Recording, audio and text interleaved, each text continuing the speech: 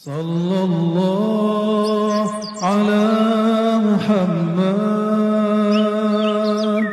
Sallallahu alaihi wasallam. Dalam kitab Sahih Bukhari dan Muslim dari Sayyidah Aisyah, Inna Rasulullah sallallahu alaihi wasallam kana yaqumu min al-lail hatta tafattara qadamah. Nabi bangun malam sampai telapak kakinya kapalan. Tahu kapalan ya? Tebel. Ay tatashaqqaq wa tatawarram ya. Faqultu lahu, ini hadis sudah sering kita dengar, lima tasna' hadha wa qad ghufira laka ma taqaddama min dhanbika wa ma ta'akhkhar. Wahai baginda, kenapa engkau masih melakukan hal ini sedangkan engkau sudah diampuni masa lalumu ataupun masa depanmu? Qala afala uhib, apakah aku tidak boleh mencintai, suka an akuna abdan syakura, menjadi hamba yang bersyukur. Maka tahajudnya Nabi bukan lagi cari sehat, bukan supaya rezeki lancar, tapi babnya bab mahabbah, bab cinta. Antum tahajud berapa? Biar jadi wali. Ya, supaya apa? Supaya rezeki lancar. Gak usah tahajud. Percuma. Rezeki itu urusan duniawi, sudah dijamin Allah. Gak usah diminta, kerja aja. Yang diminta itu rasa saat menerima rezeki. Tidak semua orang dikasih itu rasa syukur. Maka Nabi bermohon, bukan mohon minta rezeki. Yang diminta beliau, a'inni ala dzikrika wa syukrika. Ya Allah, bantu aku mensyukur nikmat, karena nikmat pasti dikasih. Ya. Nikmat pasti dikasih, tapi tidak semua orang diberi nikmat, diberi rasa syukur. Jadi yang Nabi minta rasa syukurnya kalau nikmat sudah dijamin. Ini yang kita sebut ya isqatut tadbir. Jadi judul kitab di dalam Thariqat Syaziliyah, Al-Imam Mu'ta'ilah As-Sakandari nulis kitab Isqatut Tadbir. Jangan urus yang sudah diurus Allah.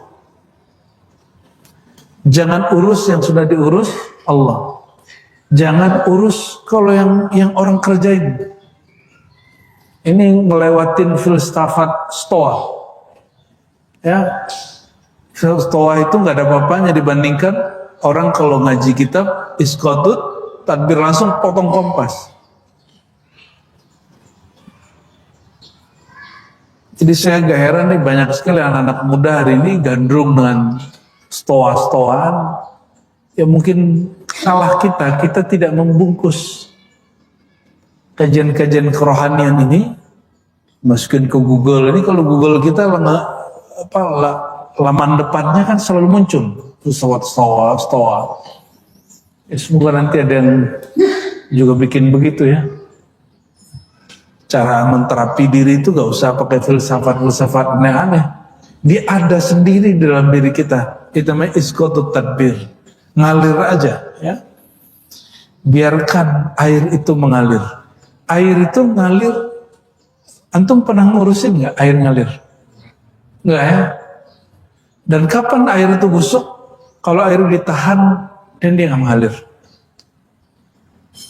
Coba air kalau dibiarin kebuka gini 3 hari ya busuk deh. Betul nggak? Nah, orang akan busuk jiwanya jika dia tidak mengikuti aliran takdirnya. Dia stuck aja di situ, ya, nggak move on. Nah, coba perhatikan ini, Sayyidina Muhammad SAW, beliau tetap sholat sampai kapalan kaki, bukan karena ingin beli sorga, masuk sorga, berrezeki lancar, bukan itu lagi, tapi bab cinta. Afala an uhibba, ya, Apakah aku tidak boleh masuk ke bab cinta? Kira-kira begitu. Kalau orang cinta hitung-hitungan nggak? Hitung-hitungan nggak bab cinta? Kan nggak perlu hitung-hitungan. Menjadi hamba yang syakura, yang banyak bersyukur. Ya.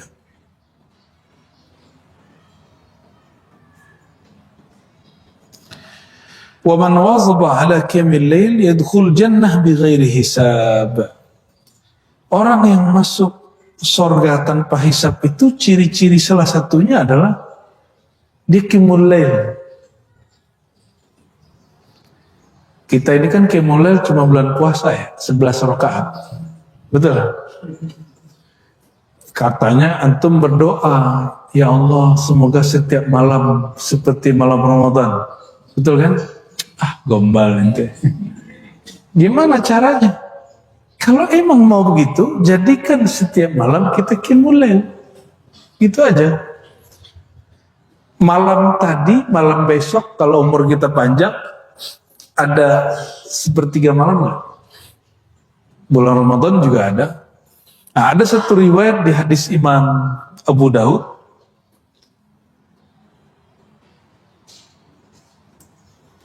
Laula an asyqa ala ummati la amartuhum bisiwaki wa ta'khiril isya. Ya. Aku diperintah kalau tidak memberatkan umatku, aku akan suruh umatku untuk bersiwak, gosok gigi dan mengakhirkan salat isya. Ada loh hadisnya. Kita pernah bikin kita selalu kalau musim iktikaf suluk sholat isya'nya 9 dan 10. Ada yang baru pulang dari Timur Tengah, mampir, apa katanya? Bid'ah apa lagi Rozi ini? Aneh bid'ah atau ente yang jahil ya? Kadang-kadang orang ini tidak ngerti, tapi disebut yang tidak sepaham dengan dia bid'ah.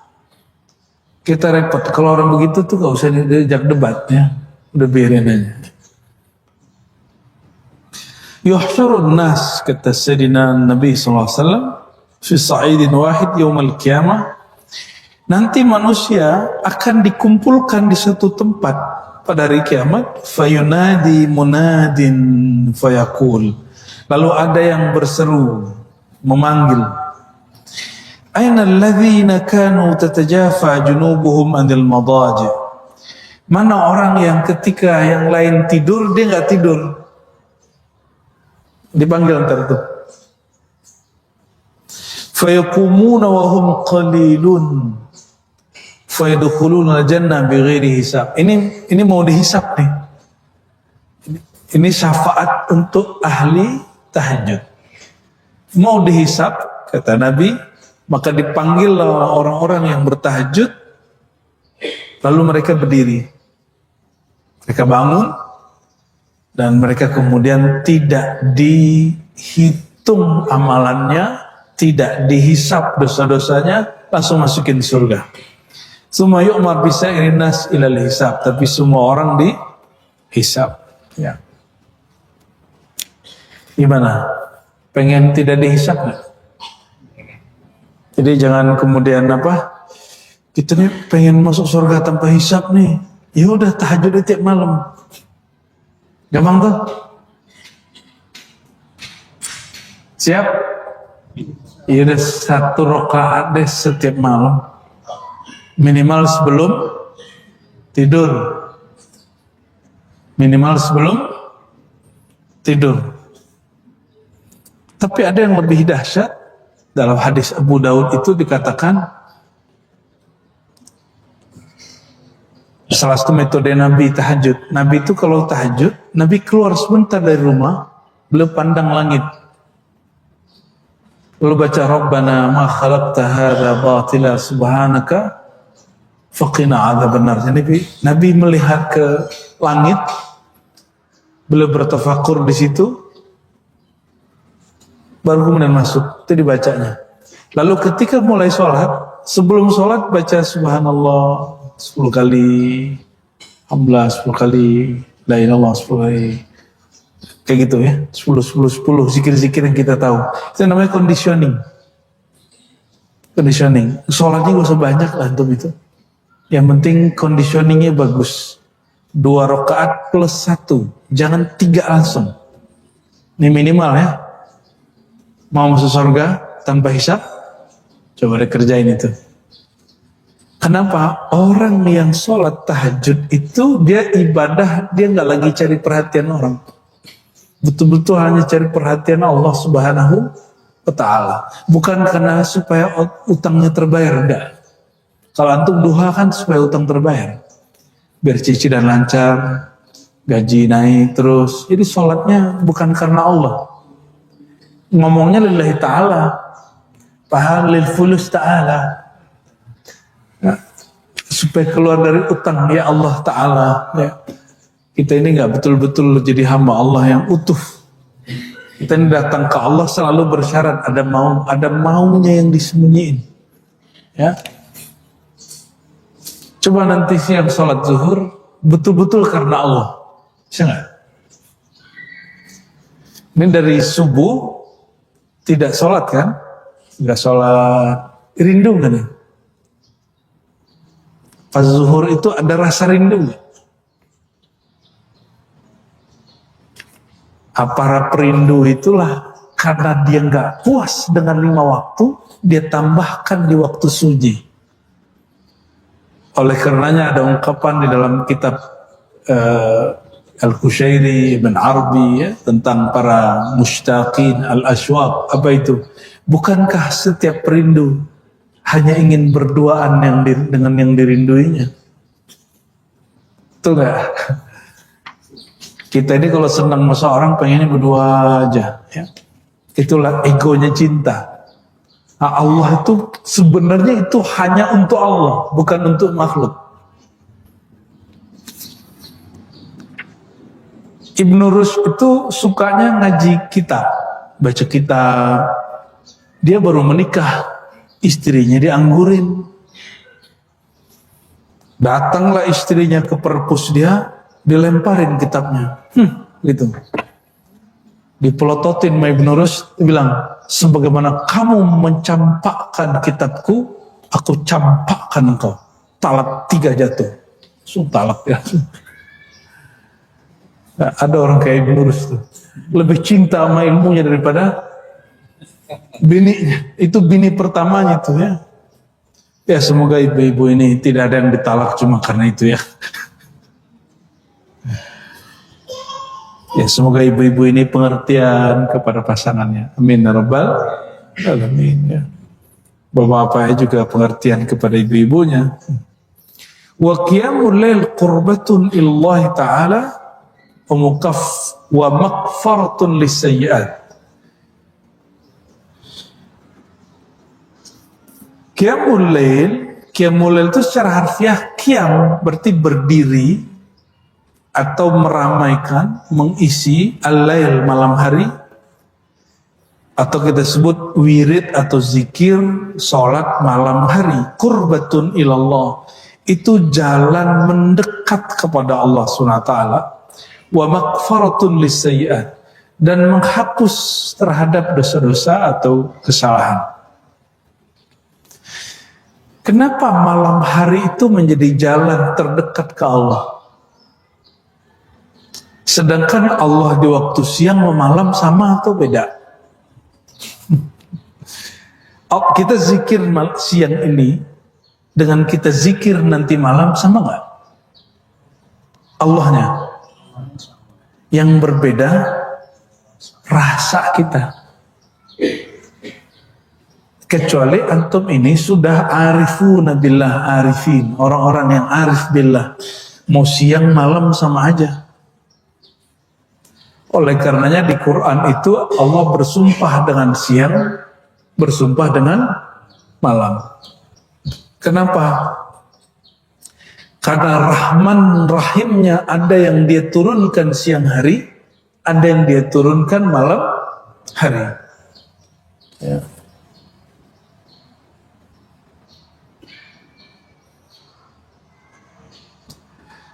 Diriwayatkan oleh Imam At-Tirmizi. Imam At-Tirmizi ini murid Imam Bukhari, tapi Imam Bukhari berguru kepadanya. guru punya murid. Imam Bukhari punya murid namanya Imam Tirmizi. Tapi gurunya ini juga ngaji kepada dia. Canggih itu Imam Tirmizi.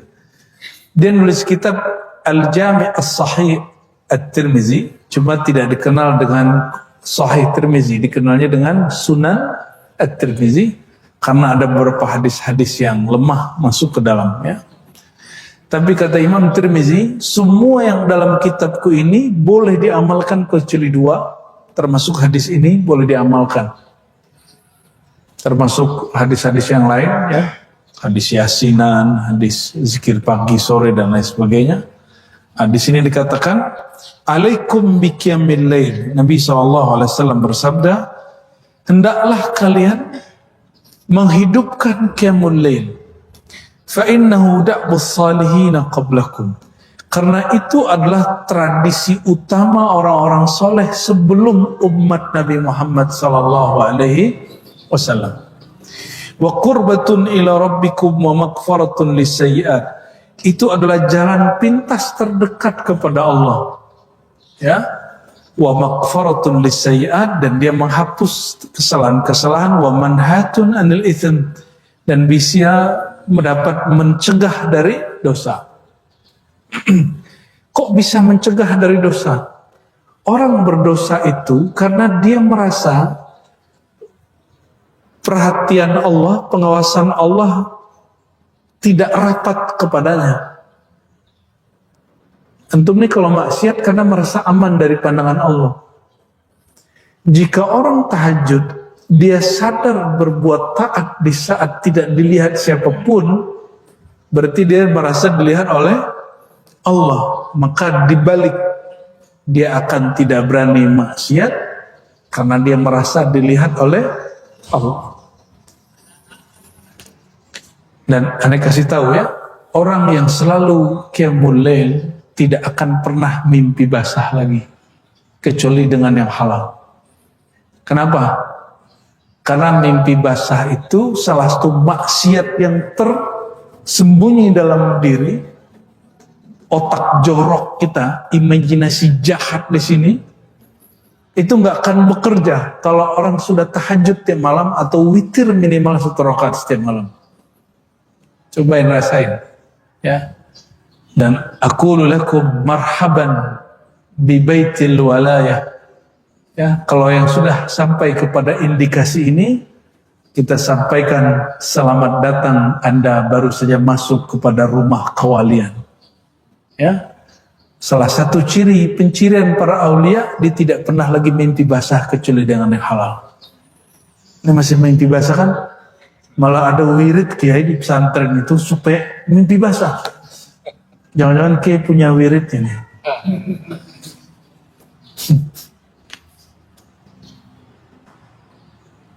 Na'udzubillah, summa na'udzubillah, ya. Wa qiyamul lail sihatun lil jasad. Nah, perhatikan. Ada tujuan mendekatkan diri kepada Allah, ada manfaat. Manfaat qiyamul lail bukan tujuan. Manfaat bukan, kalau orang sholawat manfaatnya rezekinya lancar, tapi itu bukan tujuan. Hari ini dibalik, orang sholawat bukan karena cinta Nabi Muhammad SAW, tapi karena ingin rezekinya lancar, ingin bisa beli mobil, beli Alphard. Betul lagi ya? Kalau orang-orang pesantren supaya tanahnya luas, bangunannya banyak, santrinya rame, coba kawan-kawan beliau pasti begitu. Bukan karena dicinta Nabi Muhammad SAW. Padahal tujuan salawat cinta Nabi. Manfaatnya ini ada apa nggak ada, nggak ngaruh. Tujuannya nyampe. Nah, inilah perbedaan antara thariqah orang-orang yang muhibbin cinta baginda dengan orang-orang yang masih menyisakan keinginan duniawinya dalam amal akhirat. Ya, nauzubillah ya. Hari ini masih banyak orang zahirnya beramal akhirat, batin dia menyisakan dunia, ya, nyempil, nyisip keinginan duniawinya. Allah tahu nggak? Tahu, pasti dikasih dunianya, dikasih dunia orang itu, tapi dia tidak dapat faedahnya di akhirat. Nah, salah satu manfaat qiyamul lail, bukan tujuan qiyamul lail, sihatun lil jasad, menyehatkan jasad. Kenapa saya sampaikan ini manfaat? Karena tidak semua ini berlaku. Banyak orang yang sudah juga qiyamul lail, karena pola makan hidupnya tidak benar, ya gula-gula juga, jantung-jantung juga, mati-mati juga Pak. Diriwayatkan oleh Imam Tabrani dari Salman Al-Farisi radhiyallahu ta'ala anhu, annahu qala alaikum biqiyamil lail fa innahu da'bus salihin qablakum wa maqrabatun ila rabbikum wa maghfiratun lisayyidikum wa mahatun lil ithmi wa mataradatun lidda'i anil jasad. Sama dengan hadis sebelumnya Tirmizi, tapi ada tambahan disebut ini ziyadatus thiqat, tambahan dari orang-orang yang thiqah.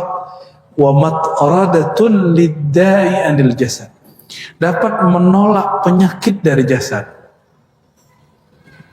Nah, sekarang pernah nggak lihat orang tahajud masih sakit-sakit? Ya, itu bukan masalah tahajudnya, tapi pola makannya nggak benar. Mau sehat?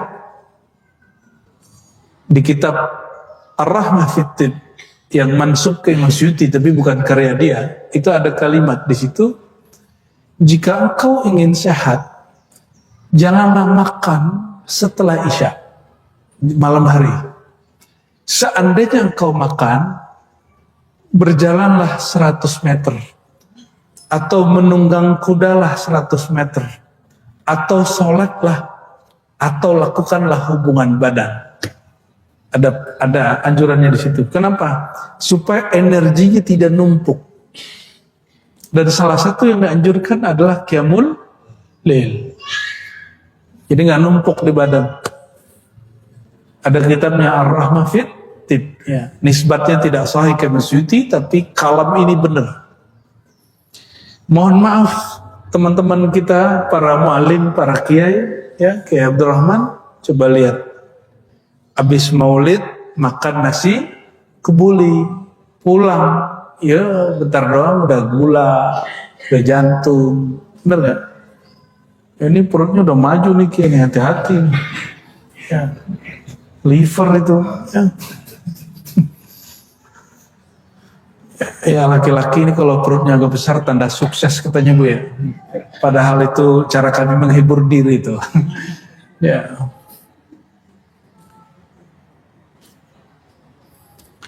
Saya menyarankan kalau bikin maulid, makannya sebelum kiai naik panggung.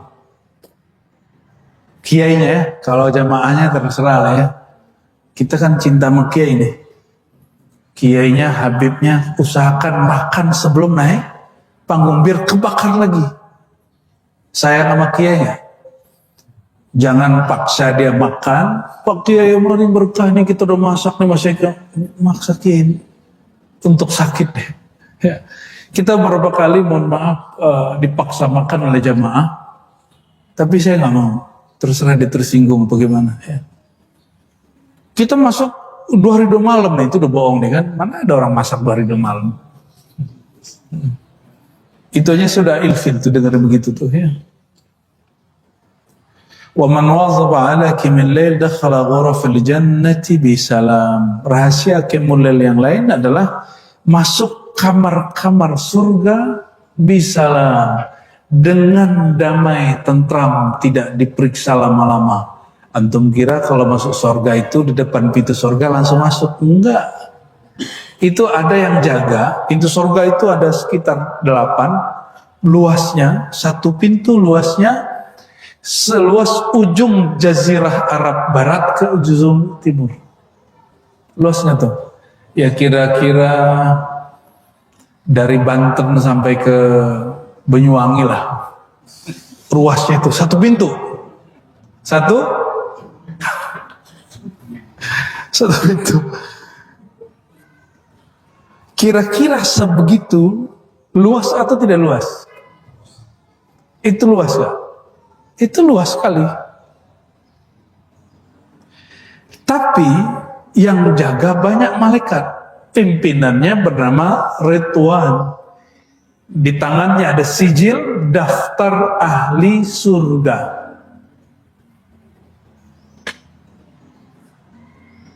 Tapi pintu surga tidak dibuka kecuali tangan Nabi Muhammad ditempel ke pintunya.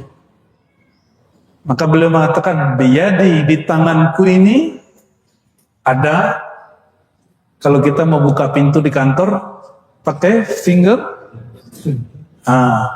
ada fingerprint di tangan Nabi, itu yang mana aja dimasukin kebuka. Jadi yang bikin kita masuk surga, antum carilah perhatian Rasulullah SAW.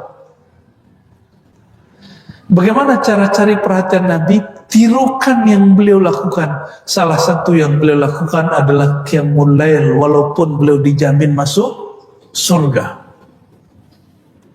Berarti Nabi ini qiyamul lail bukan karena pengen masuk surga, karena surga sudah di tangannya. Nabi ini boleh bolak-balik masuk surga meskipun badannya masih di dunia. Oleh karena itu, Mi'raj dengan badan, tubuh itu cuma sekali dalam Quran. Tapi Mi'raj rohani Nabi bolak-balik masuk surga, itu kapanpun boleh masuk. Bahkan air yang keluar dari tangannya itu air surgawi sebenarnya itu. Karena nggak ada keran, nggak ada aliran apa-apa, bisa keluar air. Itulah afdalul miyah fil alam, air paling mulia di alam semesta, air yang memancar dari tangan baginda Nabi Muhammad sallallahu alaihi wasallam. Ada sahabat diludahin Nabi, itu nggak sakit perut selama-lamanya. Kalau orang minum air di tangan Nabi, kira-kira gimana tuh nasibnya? Gimana berkah hidup dia itu? Ya, sahabat yang gak dapat air, kata Nabi, man safahani dakhal jannah, orang yang salaman sama aku masuk surga. Sahabat yang lain bingung, ya Rasulullah, orang banyak bermusafahah dengan engkau, kami tidak dapat bermusafahah dengan engkau. Kata Nabi, yang tidak dapat salaman sama aku, salaman sama orang yang salaman sama aku, masuk surga. Oleh karenanya dianjurkan bersalaman dengan guru yang bersanad itu di situ. Kalau dia lagi mau, kalau dia nggak mau jangan dipaksa juga ya. Ya.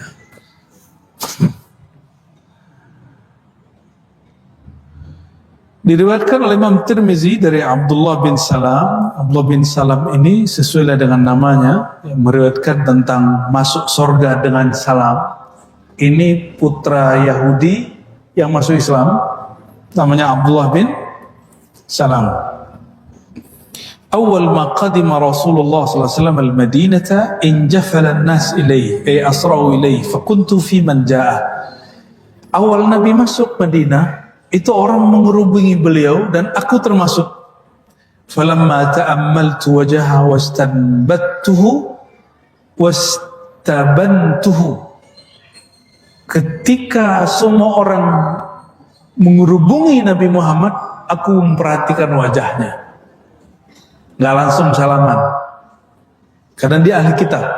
Di Alkitab ditulis ciri-ciri muka pembohong. Ternyata ada gores-gores pembohong, gores-gores orang jujur, muka-muka gombal tuh kelihatan tuh ya. Muka-muka gak jelas tuh ya. Itu muka ini bisa, dia punya memori, dia bisa memancarkan. Dan hanya dipahami oleh orang yang mengerti ilmunya. Betul Bu ya?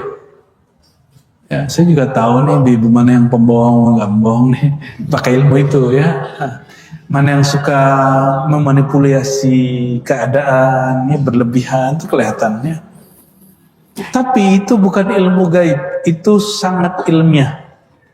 Itu sangat ilmiah. Ditulis oleh Imam Fakhruddin Ar-Razi, judul kitabnya Al-Firasah. Sudah diterjemah. Cuma kalau baca terjemahan sama ngaji beda.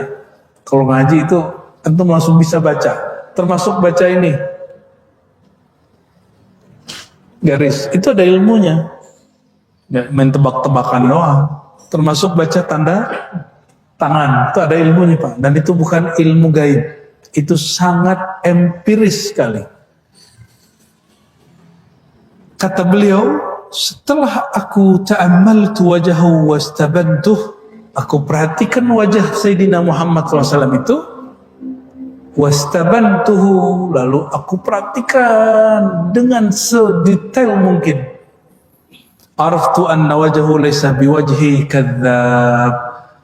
Aku faham wajah beliau tidak menyisakan satupun wajah pembohong, pendusta. Aduh, kalau dicek wajah kita ini kayaknya wajah ngelesnya ya. Betul nggak? Coba antum bercermin lah sendiri ya. Di wajahku ini kayak ada wajah pembohong ini ya. Itu orang Cirebon, tarekat Syatariah, itu punya cermin tarekat.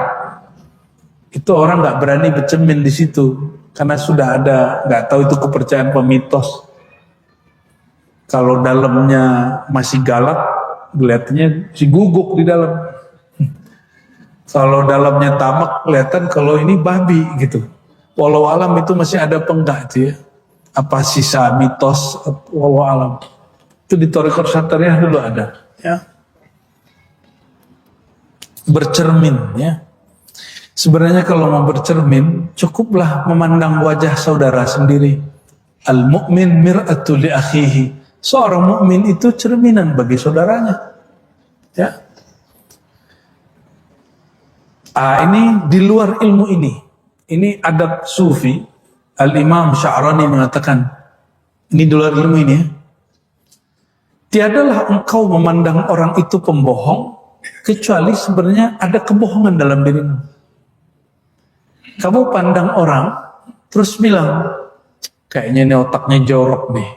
Karena emang otakmu jorok gitu. Kita ngeliat ada laki-laki dengan perempuan berdua.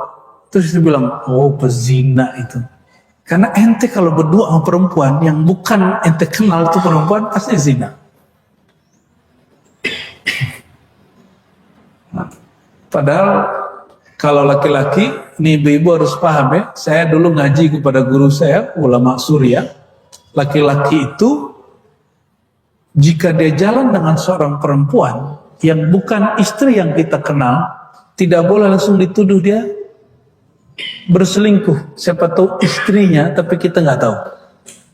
Ini kata Syekh Taufik Al-Buti. Tapi kalau perempuan jalan dengan laki-laki yang bukan suaminya, kalian boleh tuduh dia langsung sebagai orang yang berselingkuh.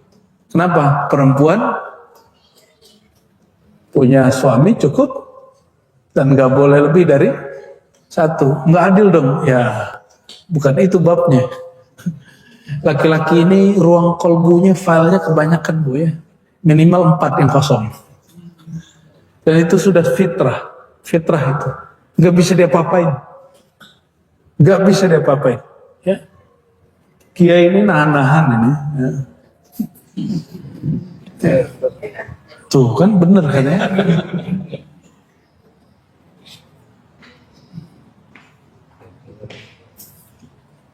Menurut antum, kalau mohon maaf bu ya, kita ngeliat lawan jenis, otak ngeres, ditahan itu lebih baik atau menikah? Mana yang lebih afdal? Yang suci yang mana? Yang nahan otaknya tetap ngeres. Kalau bagi perempuan itu yang bagus. Ya, kamu harus tahan gitu kalau perempuan tuh ya. Tapi dalam Islam enggak. Ketika otak ini jorok, dia mesti disalurkan secara halal. Tapi harus punya tanggung jawab. Nah ini beda logika nur dalam Islam dengan nar yang ada di perempuan tuh. Ya jadi laki-laki nggak bisa paksain juga bab ini ya. Antum harus banyak-banyak puasa kalau begitu.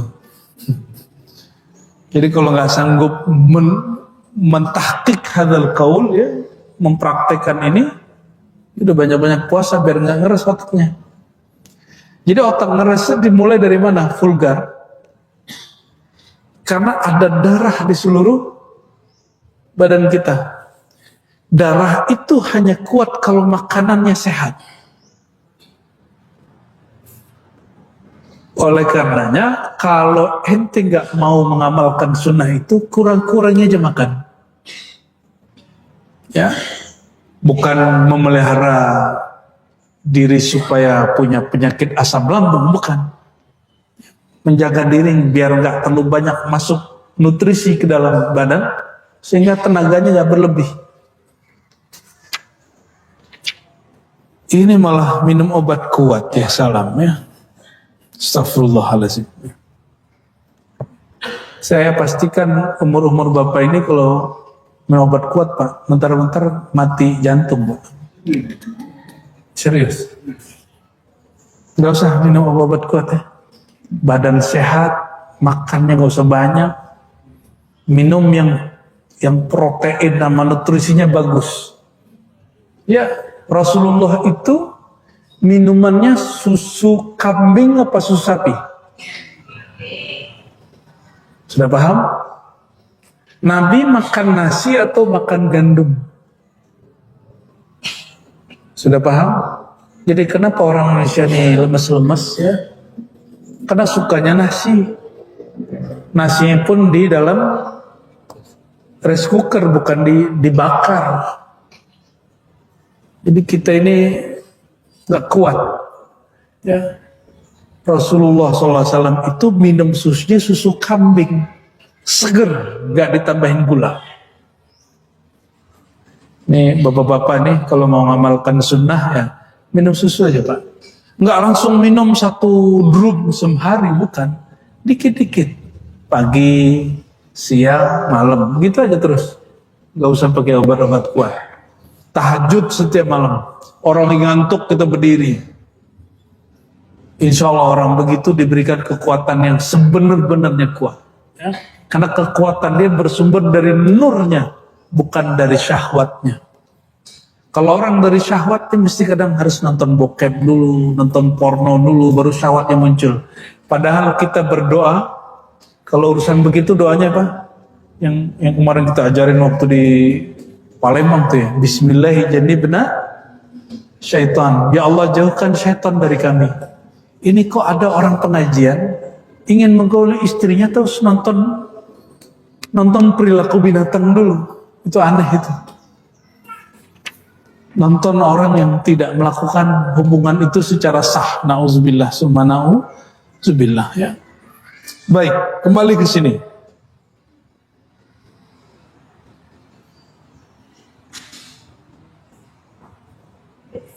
Fakana awal ma sami'tu min kalamihi sallallahu alaihi wasallam an qala ayyuhan nas afshu salam wa atimut ta'am wa silul arham wa sallu bil lail wan nasu niyam tadkhul jannata bisalam. Yang pertama aku dengar dari Nabi, kata Nabi apa? Afsus salam, tebarlah salam, bukan tebar ancaman. Hari ini orang kalau dakwah yang ditebar duluan apa? Ancaman, betul? Ya. Antum kalau ngaji hari ini, itu pulang-pulang sukanya ngancem biasanya. Semoga pengajian kita enggak. Ya, kalau nggak paham, nggak sepaham, ancam, kasih ancaman orang. Tapi yang diajarkan baginda, afsus salam, tebarlah kedamaian, jangan tebar ancaman. Jadi prinsip dakwah Islam bukan prinsip mengancam orang. Prinsip dasarnya adalah prinsip menebar salam. Dan ini perintahnya bukan hanya kepada sesama muslim, itu ke semua orang. Afsus salam, tebarlah kedamaian.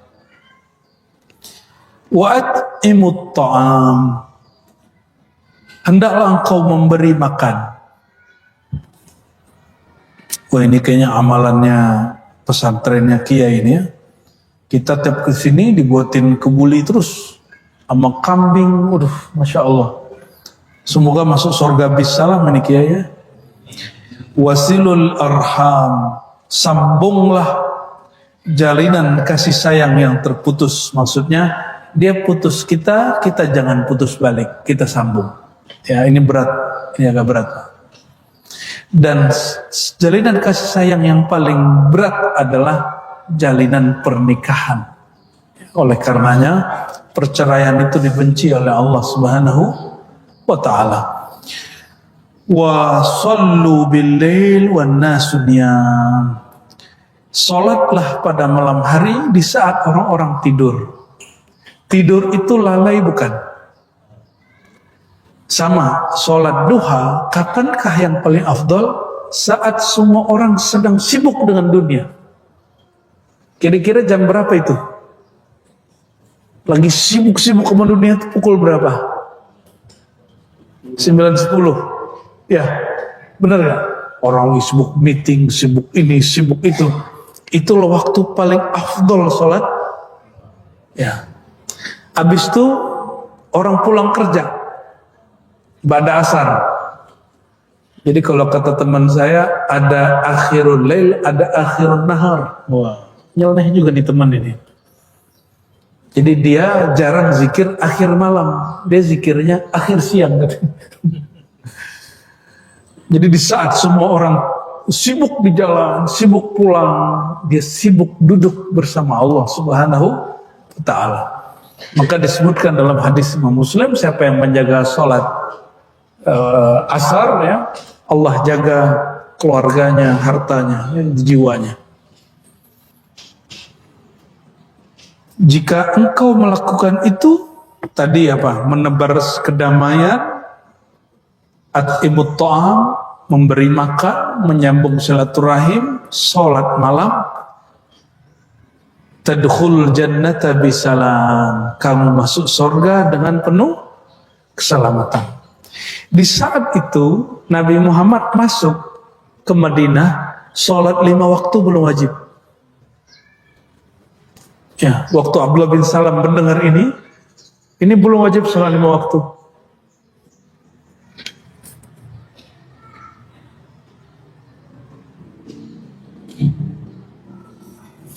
Lalu dalam riwayat Tabrani dan hadisnya Hasan, ya, disebutkan Abdullah bin Umar meriwayatkan dari Nabi Muhammad SAW, inna fil jannati ghurfatan yura zahiruha min batiniha.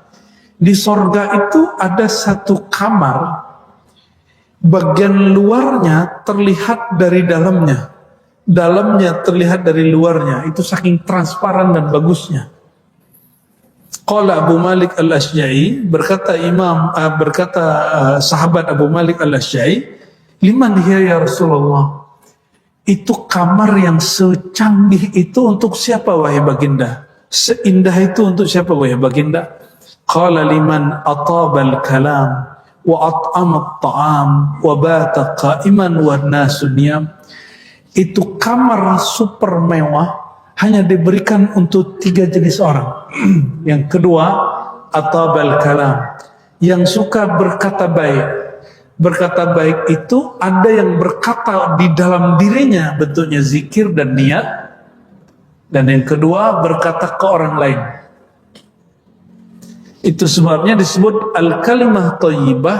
Ada yang sifatnya nafsi, ada yang ghair nafsi. Ada yang di dalam diri, itu zikrullah. Ada yang keluar diri, itu kalam, interaksi dengan orang. Coba hari ini sudah ngomong positif belum? Sudah zikir pagi sore belum? Sudah? Sudah. Berarti sudah atobal kalam. Sudah melakukan kalam yang baik. Jika tidak sanggup bicara yang baik, jangan bicara yang buruk.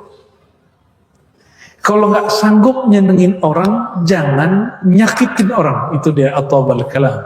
Ya. Jadi zikir pagi sore itu bagian dari kalimat thayyibah atobal kalam. Atobah juga bisa berarti membaguskan, mengharumkan. Ya. Kalau thayyiban membaguskan, kalau thayyiban berarti harum. Saya pernah jumpa beberapa ahli kasyaf, dia sangat sensitif. Kalau kita baca nama Allah dalam hati, lalu saya napas ngomong, itu dia cium bau harum. Ada orang begitu, Pak. Ada orang begitu, ya. Dia bisa mencium efek dari dalam. Terus kalau kita ngejek orang nih atau merendahkan orang di hati, dia langsung mencium bau nafas kita, bau bangkai. Ada orang-orang kasyaf begitu. Tapi repot jadi orang begitu ya. Saya nggak minta yang begitu, nggak mau. At'amat ta'am, suka membagi makanan, wabata qa'iman wa nasu niyam. Dan dia mabit, nah istilah mabit ini istilah nabawi, mabit malam hari, qiyamul lail. Qiyamul lail tidak mesti sholat, bisa jadi wiridan, baca Quran, atau tawajuhan, atau khataman gitu, boleh ya.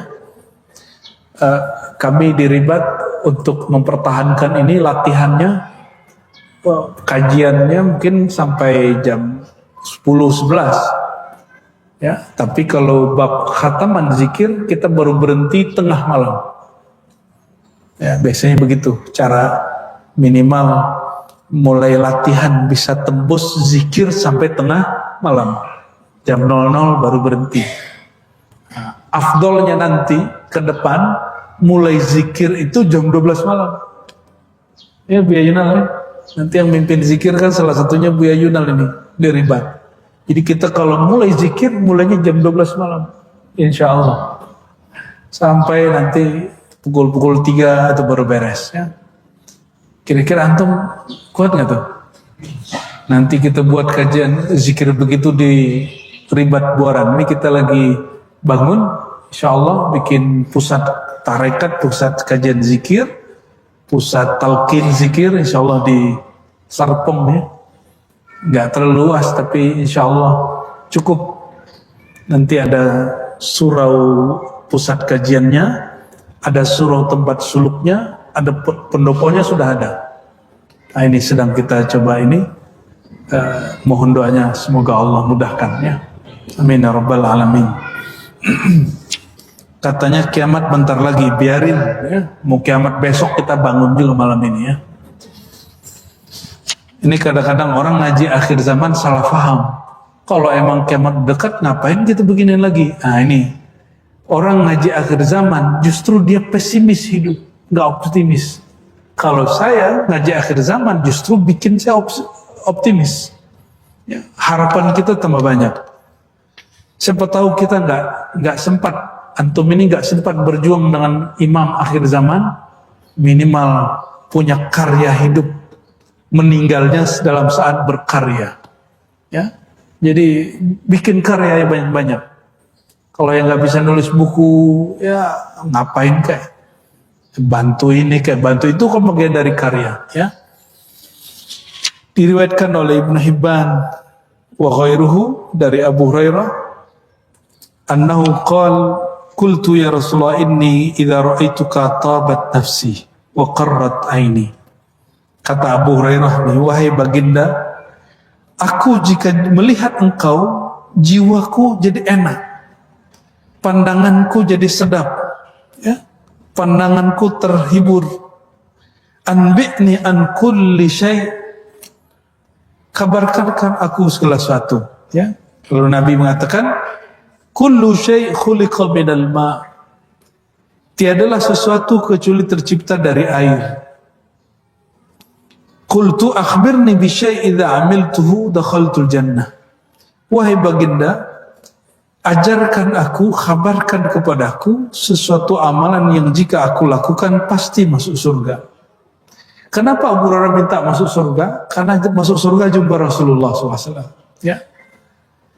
Faqala Rasulullah SAW, at'imit ta'am wa afshis salam wa silal arham wa salli bin nasi wa nasu niyam tadkhul jannah bisalam, sama dengan riwayat Abdullah bin Salam tadi ya.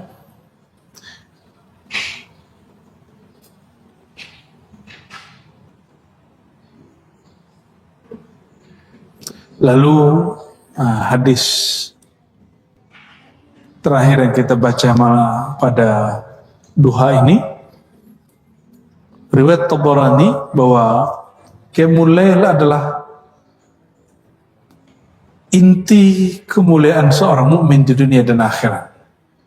Dari Sahal bin Sa'ad, beliau mengatakan Jibril datang kepada Nabi Muhammad SAW. Faqala ya Muhammad, lalu berkata kepada Nabi Muhammad, "Ishma syi'ta fa innaka mayitun." Hiduplah sesukamu wahai Muhammad, tapi ingat engkau bakal meninggal. "Wa'mal ma syi'ta fa innaka majziyun bih." Berbuatlah sesukamu, tapi ingat kamu pasti akan dibalas. "Wahbib man syi'ta fa innaka mufariquh." Bolehlah kamu cinta siapapun, tapi ingat siapapun yang kamu cintai pasti nanti akan bercerai, akan berpisah dengan kematian. Wa'alam anna syarafal mu'min qiyamuhu bil-lail. Ketahuilah bahwasanya kemuliaan mukmin intinya pada qiyamul lail. Wa izzahu, kemuliaannya ada istighna'uhu 'anil nas. Dia menahan diri untuk tidak meminta-minta kepada manusia. Ingin mulia? Serius? Qiyamul lail. Jangan minta-minta. Ya, mau lapar seberat apapun, jangan minta-minta. Ya, mending kita lapar dan kita sakit perut daripada kita menjatuhkan harkat martabat kita di hadapan makhluk. Ya. Mintanya ke Allah Subhanahu wa taala. Maka dikatakan di sini riwayat Baihaqi, "Asyrafu ummati hamalatul Quran wa ashabul lail." Semulia-mulia umatku adalah pemikul ilmu Quran, bukan penghafal. Diperhatiin, ya, ini banyak sekali yang salah paham, dikira hanya penghafal Quran. Hamalatul Quran itu oleh Imam Ghazali diartikan hafizul Quran wa faqihuhu. Orang yang hafal Quran dan mengerti isinya itu disebut hamalatul Quran. Wa ashabul lail, dan orang yang bangun malam hari. Jadi kalau ditanya nanti siapakah orang yang paling eksklusif di akhirat nanti, orang yang punya ilmu Quran, dan yang kedua ahlul lail. Maka digabung dalam sebuah riwayat Imam At-Tirmizi, "Autiru ya ahlul Quran." Wahai keluarga Quran, berwitirlah kalian. Ya, dan saya memang merasakan sekali hafalan saya akan hancur kalau tidak witir, Pak. Menjaga hafalan yang ada aja itu witir lebih enak. Jika dulu kita setoran ke guru, sekarang kita setoran kepada Allah Subhanahu wa taala, dan itulah seindah-indahnya setoran baca Quran, ya. Muraqabatul Quran namanya. Muraqabah menghadirkan rasa membaca Quran seakan-akan diperhatikan oleh Allah yang menurunkan Al-Quran. Nah, semoga amalan ini bisa digabung. Kalau nggak bisa, antum beli standing Quran, beli mushaf besar, baca itu di dalam sholat, dan itu tidak merusak sholat. Ya, itu boleh. Mulai hari ini, coba cari-cari ya. Beli standing Quran, beli mushaf besar, jangan pakai mushaf Madinah. Pakai mushaf India itu Indonesia. Ya, antum kalau nggak biasa kan pakai mushaf Madinah. Mushaf Madinah itu matinya nggak ada harokatnya. Nah, orang kita ini gagah-gagahan pakai mushaf Madinah tapi nggak bisa baca. Akhirnya kayaknya keren, pada bacanya salah. Ya, beli mushaf lokal aja, mushaf Kudus itu keren ya. Cuma karena kita ini hidup karena tren-trenan, kita nggak suka pakai mushaf lokal. Lalu baca di malam hari, nggak usah banyak-banyak. Nggak sanggup satu halaman, 2 baris lah. Pelit amat ya, baca WA berjam-jam, baca Quran nggak bisa lama. Aneh meragukan ente sebagai pencinta Allah dan Rasulnya. Meragukan kalian sebagai keluarga Quran. Keluarga Quran, namanya keluarga, kita betah sama keluarga. Tapi ini orang katanya keluarga Quran, tapi kalau baca Quran kulhu mulu dibaca ya. Bukan berarti kulhu ini tidak mulia. Barangkali itu ya.